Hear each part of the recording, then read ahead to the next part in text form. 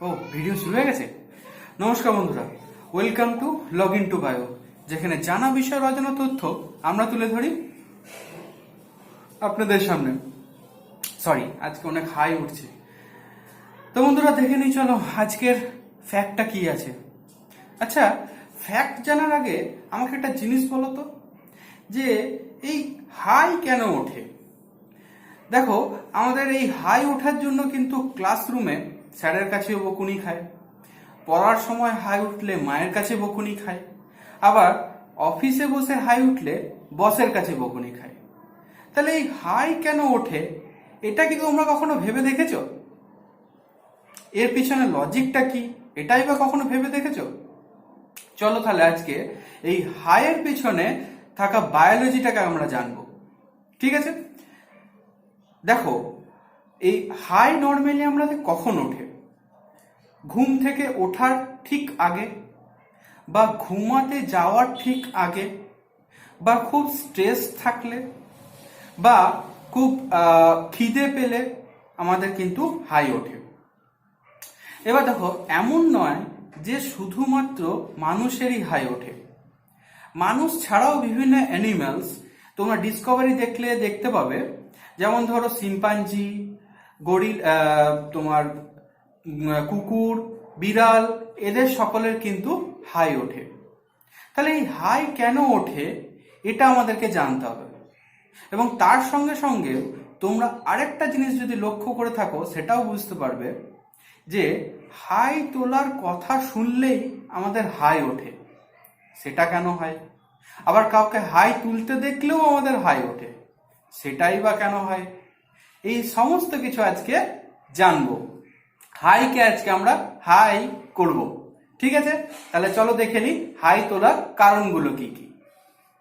দেখো, হাই তোলার কারণ মানে একাধিক কারণ আছে, এবং মানে একাধিক ব্যাখ্যা আছে কারণের পিছনে, মানে কারণের জন্য। তো প্রত্যেকটা ব্যাখ্যাকে আমরা একে একে জানবো। প্রথম ব্যাখ্যাটা কি সেটা দেখি। দেখো, প্রথম ব্যাখ্যা যেটা 80s এর সময় চলতো, সেই অনুযায়ী বলছে যে আমাদের দেহে থাকা লাংস ব্লাডের অক্সিজেন লেভেলটাকে নাকি পরিমাপ করতে পারে, মানে সেন্স করতে পারে। এবার যখনই ব্লাডের অক্সিজেন লেভেল কমে যায়, তখন ওই হাই তোলার মাধ্যমে অক্সিজেন লেভেলটাকে ঠিক করে। এটা আগেকার ধারণা, কিন্তু এখন তো আমরা জেনে গেছি যে লাংস কিন্তু অ্যাকচুয়ালি ব্লাডের অক্সিজেন লেভেলকে সেন্স করতে পারে না। সেন্স করে কে? ব্রেন সেন্স করে, ব্রেনের মেডুলা অবলঙ্গটা সেন্স করে, তাই না?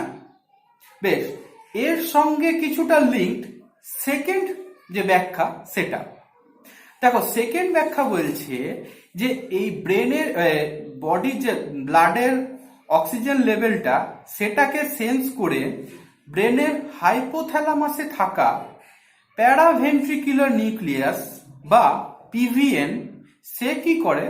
কিছু কেমিক্যাল সিক্রেট করে। কি কি কেমিক্যাল সিক্রেট করে? গ্লাইসিন সিক্রেট করে, অক্সিটোসিন সিক্রেট করে, ডোপামিন সিক্রেট করে, এসিটিএইচ সিক্রেট করে।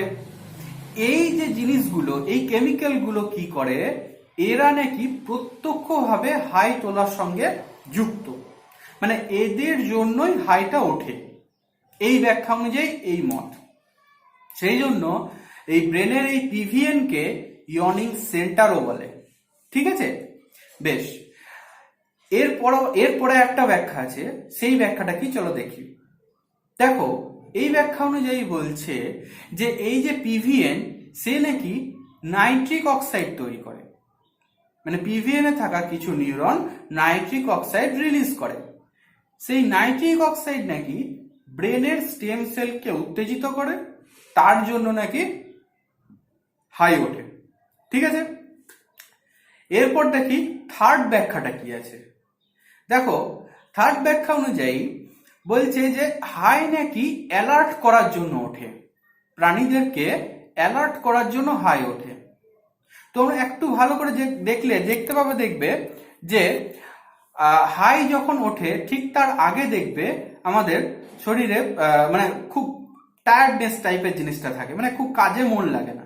কিন্তু যখনই হাইটা ওঠে ঠিক তারপরে দেখবে কেমন চনমনে হয়ে যায় শরীরটা। তো এই তত্ত্ব অনুযায়ী বলছে যে হাই মানুষকে মানে প্রাণীদেরকে অ্যালার্ট করার জন্য, রিস্টার্ট করার জন্য ওঠে। ঠিক আছে, এর পরের ব্যাখ্যাটা দেখি। এর পরের ব্যাখ্যা অনুযায়ী বলছে যে এটা লেটেস্ট ব্যাখ্যা, যে আমাদের মস্তিষ্ক ঠিক কম্পিউটারের মতো। কম্পিউটারের সিপিইউ যেমন ধরো অনেকক্ষণ ধরে যখন গেম খেলছো বা অনেকক্ষণ ধরে কাজ করছো, তখন কি হয় না, তখন হ্যাং মানে খুব গরম হয়ে যায়, এবং গরম হয়ে যায় বলে হ্যাং করে। আর ঠিক তখনই দেখবে সিপিইউতে থাকা ফ্যানটা খুব জোরে শব্দ করে চলতে থাকে। তো ব্রেন বলছে, ব্রেন আমরা নর্মালি রিসেন্ট স্টাডি অনুযায়ী জানি যে ব্রেন কিন্তু বডির মেটাবলিক এনার্জি 20% কনজিউম করে। তাহলে ব্রেন যখন খুব কাজ করার পরে যখন ধরো গরম হয়ে গেল, তাহলে ব্রেনটাকেও তো ঠান্ডা করতে হবে। তো এই ঠান্ডাটা করবে কে? বলছে নাকি এই হাই তোলার মাধ্যমে ব্রেন ঠান্ডা হয়। ঠিক আছে, তাহলে এই কেন না, কারণ হচ্ছে যখন ওই যে আমরা চোয়ালটাকে প্রসারিত করছি, সেই চোয়ালটাকে প্রসারিত করলে দেখো, এই চোয়ালের মানে মুখটাকে প্রসারিত করলে এর সাইডে অ্যাসোসিয়েটেড যে সমস্ত আর্টারিয়ালস ভ্যানিউলস গুলো আছে বা চোয়ালের যে মাসেলটা আছে, সেগুলো সংকোচন প্রসারণ হচ্ছে। তার ফলে কি হচ্ছে যে অক্সিজেন পরিবহনটা খুব ভালো হচ্ছে ব্রেনে, এবং তার সঙ্গে সঙ্গে মুখ সঙ্গে সঙ্গে মানে ওই যে ঠান্ডা বায়ুটা ঢুকছে, ফলে কি হচ্ছে না ওই শীতল রক্তটা ব্রেনে পৌঁছাচ্ছে, ফলে ব্রেন ঠান্ডা হচ্ছে। অর্থাৎ এই তত্ত্ব অনুযায়ী বলছে যে ব্রেনকে ওই ফ্যানের হাওয়া দেওয়ার জন্য মতো কাজ করার জন্য এই হাইটা কাজ করে।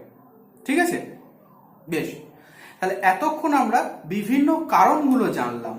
তাহলে কিন্তু একটা জিনিস দেখো, এই হাই তোলার বিভিন্ন কারণগুলোর মধ্যে মানে এগুলো সবই কিন্তু এক একটা ব্যাখ্যা, কিন্তু এক্সাক্ট কারণটা কি সেটা এখনো পর্যন্ত আন্ডার রিসার্চ।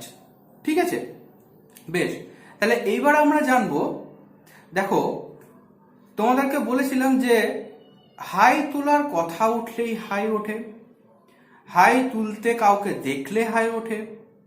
তো এই জিনিসটা কেন হয় এটা সম্পর্কে জানবো। দেখো, হাই কাউকে এই জিনিসটা জানতে গেলে মানে এর দুটো ব্যাখ্যা আছে এর পিছনে। একটা হচ্ছে ফিজিওলজিক্যাল হাইপোথিসিস, আর একটা হচ্ছে সাইকোলজিক্যাল হাইপোথিসিস। তো ফিজিওলজিক্যাল হাইপোথিসিসটা ফার্স্টে দেখি। দেখো, ফিজিওলজিক্যাল হাইপোথিসিসের মধ্যে দুটো ব্যাখ্যা। একটা হচ্ছে fixed action pattern. Fixed action প্যাটার্নটা দেখো তোমরা অ্যানিমেল বিহেভিয়ারে পড়েছো। অ্যানিমেল বিহেভিয়ারে ওই যে টিনবার্জেন্সের রেড স্টিকেলবাকের কথা শোনো নি? যে এখানে মানে অ্যাকচুয়ালি ফিক্সড অ্যাকশন প্যাটার্ন তাহলে কি, যে কোনো একটা স্টিমুলাসের প্রতি বিহেভিয়ারটা লিঙ্কড হয়ে যাওয়া। তো এইখানে বলছে ওই হাই তোলাটার সঙ্গে বিহেভিয়ারটা আমাদের লিঙ্কড হয়ে যায়, সেই জন্য কাউকে হাই তুলতে দেখলে আমরাও হাই তুলি। এই হলো একটা ব্যাখ্যা।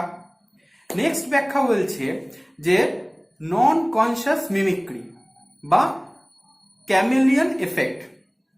তো এই ব্যাখ্যা অনুযায়ী বলছে, দেখো নাম শুনেই বুঝতে পারছো, নন কনসিয়াস মিমিক্রি মানে আমরা আমাদের অজান্তেই কাউকে কপি করে ফেলি। এটা খুব ভালো বুঝতে পারবে যে যখন ধরো চায়ের টেবিলে দুজন পাশাপাশি কথা বলছো মানে মুখোমুখি, এবার দেখবে অপোজিট পার্সন চা খেতে খেতে বা কথা বলতে বলতে নিজের পাকে হয়তো এক পায়ের ওপরে আর এক পা করছে বা আরো কিছু অঙ্গি ভঙ্গি করছে পায়ের ওপরে। তো তখন দেখবে আমরা সেদিকে খুব একটা গুরুত্ব দিই কি বা না দিই, দেখবে নিজের পাটাও কিন্তু তার সঙ্গে সঙ্গে নড়াচড়া করছে বা একটা পায়ের ওপর একটা পা যাচ্ছে নামছে, এই জিনিসটা হচ্ছে। তো এই জিনিসটাই হচ্ছে যে নিজের অজান্তে কাউকে কপি করা। তো এখানে বলছে কাউকে যখন আমরা হাই তুলতে দেখি, সেই হাইটাকে কপি করার একটা প্রবণতা আমাদের মধ্যে থাকে, সেইটাই হচ্ছে ক্যামেলিয়ান এফেক্ট। ঠিক আছে, তাহলে এবার এই জিনিসটা যে হচ্ছে এটার একটা আবার সায়েন্টিফিক লজিক আছে। বলছে যে আমাদের ব্রেনে ফ্রন্টাল কর্টেক্সে কিছু মিরর নিউরন আছে। এই মিরর নিউরনগুলোর কাজ কি?